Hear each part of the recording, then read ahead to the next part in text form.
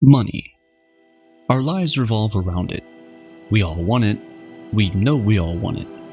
Most of it doesn't even exist beyond the heavy-duty servers of some bank. And yet, the pursuit continues for this elusive thing. Despite its presence in everyday life, despite the fact that we spend most of our waking hours working towards money, it's still somehow taboo to talk about.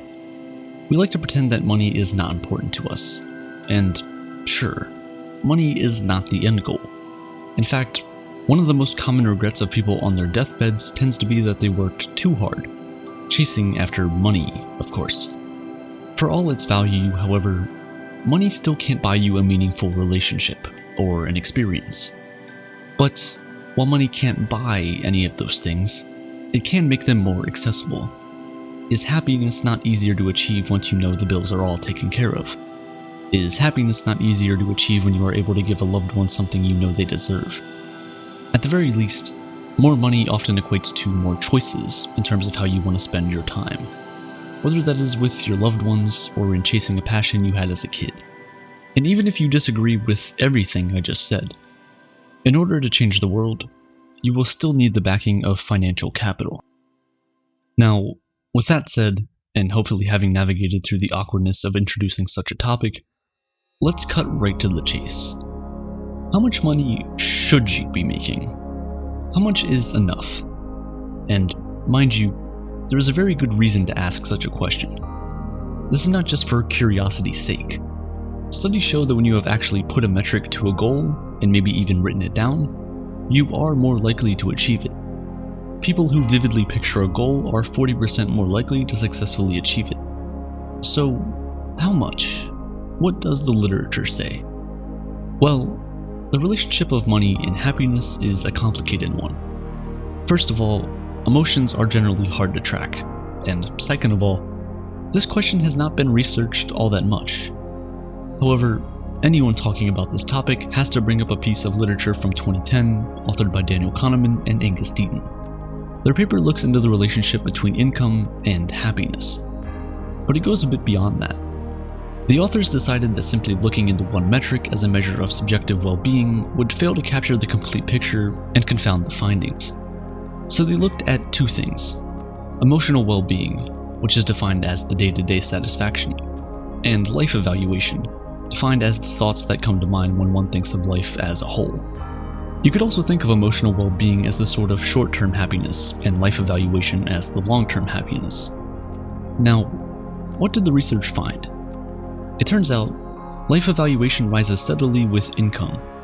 The more people earn, the more positively they tend to think of life in general. Emotional well-being, on the other hand, seems to plateau after an annual income of around $75,000, meaning till that figure, for the majority of people, each bit of raise in income will feel great. But after it, your day-to-day happiness won't go up by that much. So, there it is, right? That's the magical number. Well, not quite. For one, this is a study from 2010. Because of inflation, today, that amount is closer to around 93,000. And I should also mention that this study was conducted with US residents as participants. What is considered a good life will definitely vary drastically in other parts of the world. Let's get that right. Just recently, in the first few weeks of 2021, researcher Matt Killingsworth published the latest findings on the very same question. How much money should you be making to be happy? His findings? Experienced well-being continues to rise even beyond the coveted $75,000 mark. And not just that, it continues to rise just as steeply as before, meaning the return on investment isn't any worse off the more money you make.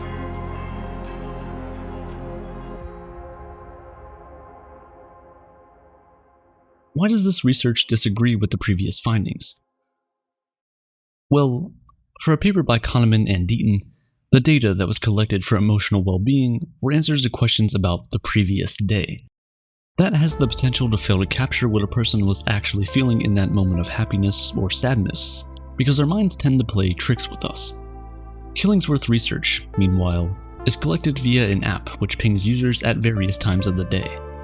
It is more convenient than the traditional forms of surveying, and, as such, he had a significantly larger pool of responses to base his findings on.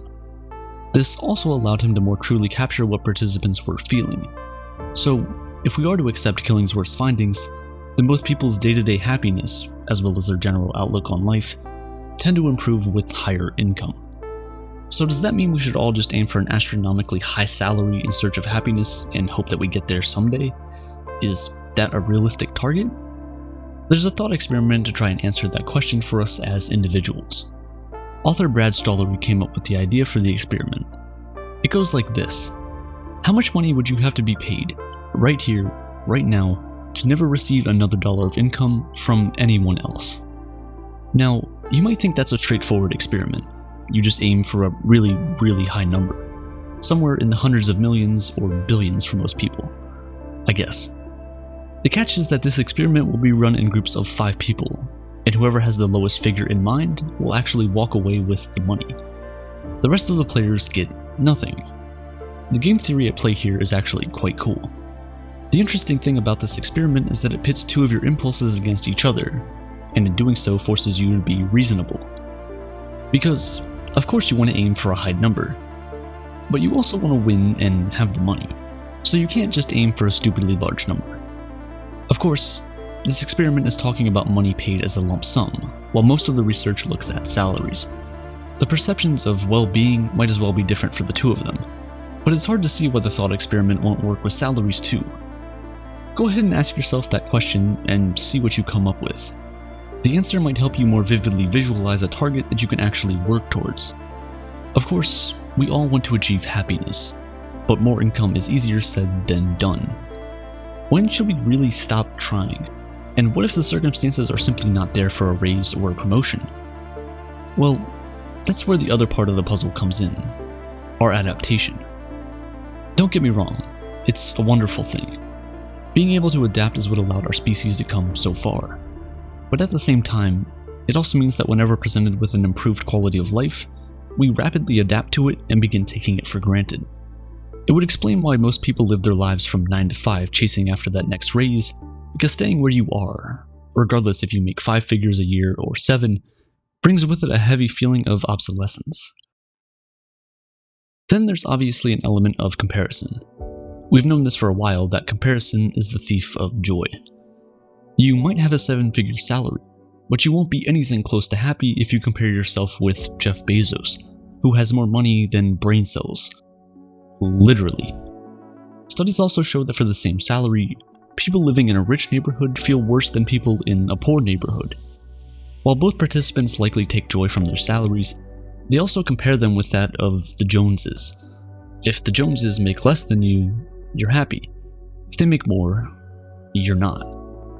Research also says easily accessible money improves well-being more than money that is stowed deep inside someone's pension. The closeness of a number that you can glance out of your pocket can be a reassuring breath of air. Having only $500 worth of disposable money in a bank account can improve life satisfaction by up to 15%. Then of course, there's a question of what you do with the money that eventually leads to happiness. If you simply make more money for making money's sake, you might still get some joy out of it, assuming you're successful. It's much like a game, but the elation will pale in comparison to that of a person who spends his hard-earned cash in a better way. Buying time is often seen as one of the best ways to spend your money, and that it allows you to focus on the most joyous aspects, while offloading the more laborious aspects to someone who will happily do them. The gig economy has made this more accessible than ever before, allowing people to spend more of their time for the things that truly matter, even if it means having a little less in the bank account. This might mean paying someone to do the dishes so you can read a book to your child in bed, or it could mean purchasing a more expensive ticket to be able to spend some time with family. Material possessions also draw a lot of attention when it comes to the relation between wealth and happiness. The research is clear on this too. Spend on experiences, not things.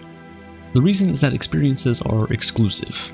Nobody can feel what you felt on that trip with your best friend. Nobody can buy that exclusivity. Despite the fleeting nature of an experience, it can last a lifetime. And unlike the value of objects, which tend to depreciate over time, experiences only seem more enjoyable in hindsight. Our minds tend to overlook the small bumps in an experience, the delayed flight, or the poor Wi-Fi, and remember only the good parts. So instead of aiming for a certain salary figure, it might make more sense to aim for experiences and pursue the ability to afford those experiences. Of course, this is not to say that material possessions cannot be an experience. A song might be an experience, a cup of coffee might be an experience, an expensive car might be an experience. That's really up to the individual to decide. But people generally overestimate how happy they'll be once they have that one new thing. However, once we have it, the feeling of satisfaction slowly erodes, and we are back where we started. On some level, it might be a bit troubling to accept that money does indeed buy happiness, or at the very least buys ways towards happiness. But really, haven't we known this all along? More importantly though, this realization has to be qualified with the ideas of what's really important: people, experiences, and time. Not only can it inform our career choices and how much we want to invest chasing after this thing, but it also tells us why generosity is important, why a more equitable future is one to strive for. Because remember, the only reason any of us want money is to inevitably get rid of it in the end.